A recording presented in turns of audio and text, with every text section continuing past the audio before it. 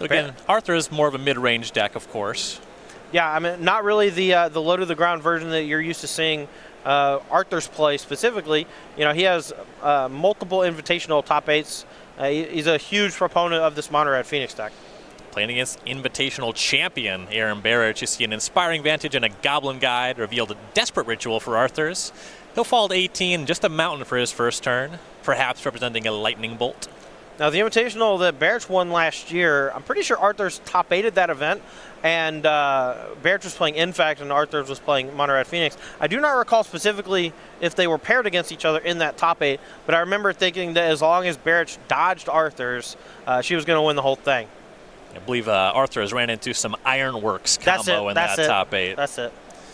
In fact, notoriously good at disassembling these kind of non-interactive combo decks as long as they don't win on turn 3 or 4 very often. Land number 2 for Barich is Sunbaked Canyon. We see Goblin Guide attack again. Faithless Looting revealed for Arthur's. Didn't see a lightning bolt. Arthur's to 16. Now some post-combat action. Suspend 2 Rift Bolts.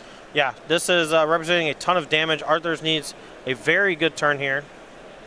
And this is interesting. You see at the end step, Arthur's now uses Lightning Bolt on the Goblin Guide, really respecting a potential Eidolon of the Great Revel. Yeah, Arthur's understands that Eidolon would have dealt him upwards of 6 damage on his next turn. Really needed to make sure that he had that checked. He did take an extra 2 damage from the Goblin Guide, so that might end up being a pretty big deal here. And on his second turn, we see Poetic Ritual up to 3 mana. Now, if all he does is play Seasoned Pyromancer here and make a couple of 1/1s, that's not a bad turn 2, but it looks like he's going full-blown here. 3 rituals. You're seeing why he had to respect an Eidolon here. Absolutely. He's cast 4 spells, 3 rituals, and a looting here. 1 card left over after the resolution. You see another Faithless Looting discarded. And here's Seasoned Pyromancer, because he's empty-handed, gets to draw up 2 cards and still has 1 red mana floating. No use for it, though, as we see Barich is going to take those Rift Bolts off Suspend. Both going upstairs. Arthur's to 10. Unfortunate for Arthur's there. Didn't have a Phoenix to really capitalize on the Faithless Looting and Seasoned Pyromancer. Did get a fresh 2 cards, but was only able to generate a 2/2 body as pressure because of that caveat on Seasoned Pyromancer to needing to discard spells in order to make the 1/1s. Here's a Swift Spear for Barich. She'll have to use Sunbaked Canyon again to go to 18, but because of those Rift Bolts, this Skewer the Critics was just on. Yeah, it just became a sorcery or a Chain Lightning at that point, basically. So Arthur's to 7, and then you saw a block with the Seasoned Pyromancer. Oof. He's going to flashback Faithless Looting on his turn. Yeah, not the best turn 3 in the whole world. Going to be pitching that Surgical Extraction probably, but there's a chance he keeps it to just get more information to see the actual configuration of Barich's deck. You know, the odds of him winning this game are very small. Here he's going down to 1, I believe. He discarded Surgical Lava Dart. Now you see Boros Charm for Barich. That's a hit for 6. Arthur's to 1. Picks him up. Yeah, players are going to game number 2. Pretty quick win for Barich, and you saw 3 rituals there for Arthur's.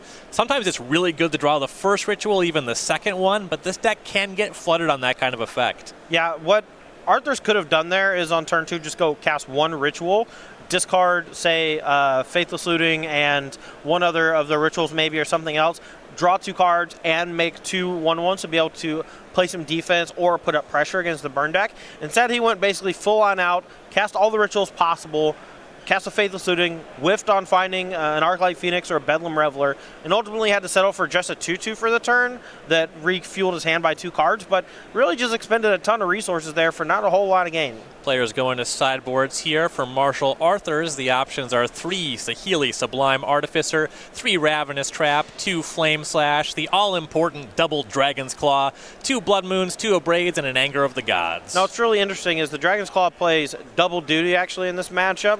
Not only does it gain life whenever Barich casts a burn spell or a red creature, but it also gains life whenever Marshall casts a red spell. So oftentimes you'll see cards like Dragon Claw come in just to kind of mitigate some of the damage that the opponent's going to do, but in this particular instance, that Dragon's Claw is going to be gaining basically double the amount of life because of all the red spells that Arthur's plays himself. Aside from the Dragon's Claws coming in, which is a sure thing, I think you could probably bring in a couple copies of Flame Slash to give you more answers to things like Eidolon the Great Revel and Goblin Guide, and maybe even a Braid as well if you just want to do that whole thing. And then, of course, we talked about how Blood Moon kind of shuts off those white cards, including Path to Exile from Barich's side. I don't think that Arthur is going to bring them in, but if we saw one, I would not be too surprised. Pretty streamlined sideboard for Barich. We see a Grim Lavamancer, 3 Path to Exile, 3 Smash to Smithereens, 4 Rest in Peace, and 4 Skullcrack. Yeah, I think Barich realizes there's a lot of graveyard stuff going on the other side. Definitely going to be bringing in some number of Rest in Peace, maybe not the full 4. Probably going to be bringing in some number of Path to Exile to take care of the Phoenixes permanently, but also to have a few answers to some of those other creatures like Bedlam Reveler and such. I don't really like Skullcrack. It doesn't really do a whole lot against Dragon's Claw because it's that incremental 1 life per spell type deal. And there's not enough artifacts to justify Smash of Smithereens. Now that Barich did see Season Pyromancer, there's a chance that they bring in Grim Lavamancer, though, to check those kind of go wide type spells. Game 1 took all of 3 minutes there. Players not taking advantage of their time in those Carnox chairs. New sponsor to the tour, and if you're interested in picking up one of these game chairs, which I assure you dramatically improved my experience in the booth. Oh yeah. Very big fan of these chairs. You can get 10% off at checkout when you visit carnox.com/SCG. Now, that discount will be automatically applied when you're checking out, but if you go to just carnox.com, you're not going to see that 10% in your cart when you check out. So make sure to do the /SCG. It's kind of like our affiliate link. Tell them who sent you. Yeah. You know, if we sell enough of these chairs, I might get old Papa Pete. Maybe he'll ship one my way. And I'll be living in comfort. Players taking a mulligan here. Aaron Barich on the right there, up a game. Recent invitational champion. Last year played 14 opens, only 1 top 8, though 8 top 8s lifetime with 2 wins, as well as that invitational top 8, which she did convert. Yeah, Aaron, just a strong player from Mississippi. Seen Aaron around basically my entire career, ever since they were a youngin'. A recent pickup by Team Nova. Yeah. Nice addition to the squad. Oh, for sure. Looks like Nova's actually just gaining a lot of ground here on the tour and elsewhere. Also picked up Jessa Stefan, MPL member, a couple weeks ago. Players looking at their opening 6s here. London Mulligan, the review 7 cards. This is a deck, like most decks, that got a little bit better. Doesn't explicitly take advantage of it, but you are happy to see that extra card. Oh, for sure. Burn's one of those decks that just needs a massive amount of raw resources to close the games out. So the Mulligan doesn't really help the Burn players all that much, but I think it just makes games go a little more smoothly. So far, just land drops, Mountain and Sunbaked Canyon for Arthur's. You saw a tap Sacred Foundry into Mountain for Barich, a snow-covered mountain. And Arthur's actually going to sacrifice the Canyon at the end of Barich's turn.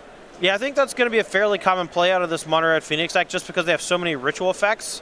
You're going to need a raw amount of red spells in general. And this is scary. Here is that Dragon's Claw for Arthur's. Yeah, not only is there a Dragon's Claw from Arthur's, but Barich was unable to deploy a creature on the first 2 turns, which means that the Dragon's Claw is going to effectively cut all those 3 damage burn spells into thirds. Barich responded with Lightning Helix, so life total 17 Arthur's to 23 Barich. But just a sacrifice of a Sunbaked Canyon for Barich's turn, and now you see a nice combination. Arthur starting with a Manamorphose, goes to 18. Yeah, this is heinous for Barich. I cannot imagine that she's going to be able to come back in this game as long as Arthur presents basically any kind of clock. Though Barich could have some answers like Path to Exile in hand to take care of Arclight Phoenixes or Bedlam Revelers, but the longer the game goes, the more life that Dragon's Claw is going to gain. And if Barich doesn't actually cast any creatures, then the damage is just going to be cut down too much.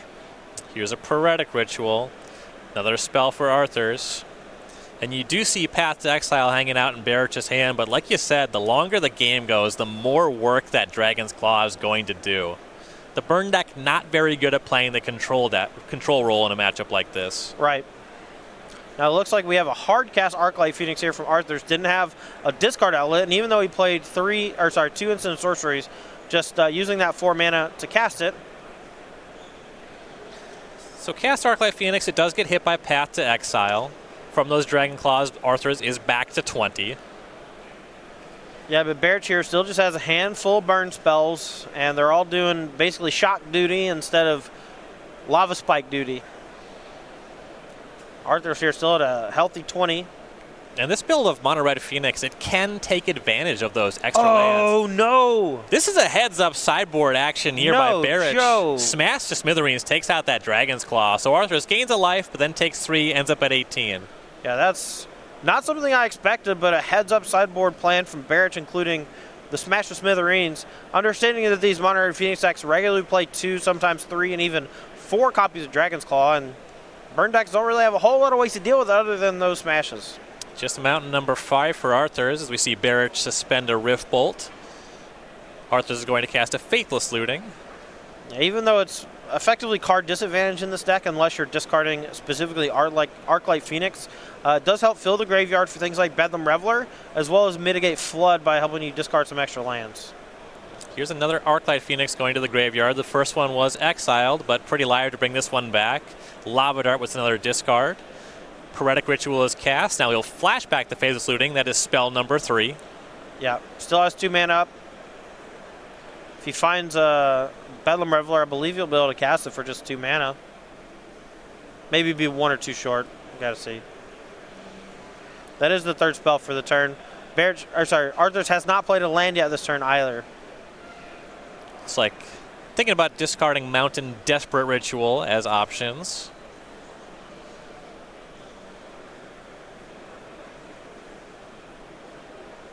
Yeah, that is what he lands on. Arclight Phoenix comes back. It's going to attack Barich down to 20. And there's Mountain Seasoned Pyromancer once again casting that empty. Yeah, empty-handed Seasoned Pyromancer is quite strong. Lets you refuel. Here, Arthur's has deployed effectively 5 power worth of threats. Barich here is going to have to start throwing burn spells at the creatures, more than likely. I do like how Seasoned Pyromancer kind of plays a mini Bedlam Reveler role as the games go along. If you're empty-handed, just being able to draw 2 cards with it just seems pretty nice. But the added rituals from Desperate and Pyretic allow you to just sometimes go turn 2 Seasoned Pyromancer, make a couple 1/1s, and that's also a really strong start here. Yeah, this Mono Red Phoenix build from Arthur's is very reminiscent of Mardu Pyromancer, a deck that he did win an open with. Right. See, end step, Barich sacrificed a fetch land. We're seeing a Searing Blaze. That's going to go for the Pyromancer. Arthur's to 15. Now, one of the abilities on Seasoned Pyromancer that a lot of people, including myself, forget is for 5 mana, you can exile from your graveyard to make 2 more elemental tokens. Kind of acts like a Lingering Souls in that way, where it's good on the front half and the backside in the graveyard. Rift Bolt goes upstairs. Arthur's to 12, and I believe Barich hanging out with 10 points of burn in hand. Yeah, it's a lot of damage about to come Arthur's way. Things kind of turned around in a hurry after that Smash to Smithereens hit the Dragon's Claw. Let's see if he can close out this game in the next few turns. Otherwise, Barich's probably just going to peel a burn spell and kill him next turn. Actually, it was 9. There was a Lightning Helix I thought was a Boros Charm, but it is 3 3-point spells. Yeah, and that's going to leave Arthur sitting at 3 life here pretty soon unless he can find another Dragon's Claw or some way to start applying a bit more pressure. Manamorphose is where he will start his turn. Barich at a very healthy 19. One Arclight Phoenix is not going to be fast enough, most likely. No, he's going to need a second one here or something like Bedlam Reveler and a big swing on the following turn. Well, his hand's actually not looking too bad here. He's got 1 mana floating. He's resolving this Faithless Looting, but I believe he has at least 1 Seasoned Pyromancer in hand and a Lightning Bolt, so he might be able to just go empty here. Bolt Seasoned Pyromancer, draw 2 more cards, keep looking for action. So he discarded 1 Seasoned Pyromancer and a land. Here's Lightning Bolt, Barich to 16. Phoenix will knock Barich to 13. Arthur's left over with 1 card in hand. It's Seasoned Pyromancer, so he'll draw back up to 2. And pass his turn. We see end step Lightning Helix. Arthur's to 9, Barich to 16. Lightning Helix is giving Barich a bit of a life total buffer here. That is a fancy lightning bolt. The GP promo that goes upstairs. Now we see Skewer the Critics. Skewer the Critics, Aaron Barich. Pretty quick 2-0 over Marshall Arthurs. And this looked like to be the exact matchup Arthurs does not want to pull with this configuration. Right. His deck is a bit slower than most of the Monterey Phoenix decks that you're going to see, even slower than